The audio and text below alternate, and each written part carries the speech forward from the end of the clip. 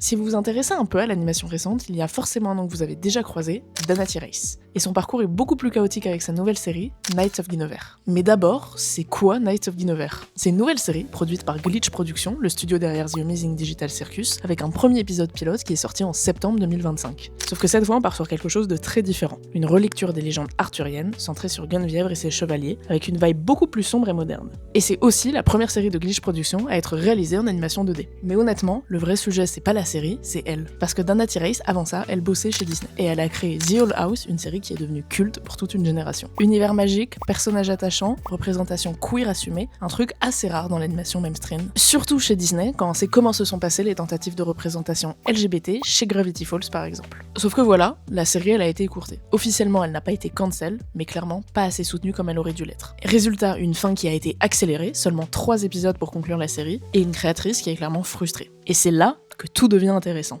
Parce que Dana Race, elle a fini par quitter Disney pour aller dans un endroit où elle aurait beaucoup plus de liberté créative. Et ce nouveau projet, Knights of Guinevere, c'est un peu ça, un retour, mais sans contrainte. On retrouve ce qui faisait sa force, des personnages complexes, un ton plus mature, mais surtout une envie de raconter une histoire sans être bridé. Et forcément, les attentes, elles sont énormes, parce que quand quelqu'un quitte une machine comme Disney pour créer un projet plus personnel, soit ça flop, soit ça devient culte. Et vu l'engouement autour de l'annonce, et surtout du fait que le pilote a aussi été validé, on est sûrement face à quelque chose de très très gros. Donc, à surveiller de très près. Et vous pensez quoi de la nouvelle série de Dana Race? Moi, c'est Kezako, et je vous parle d'animation.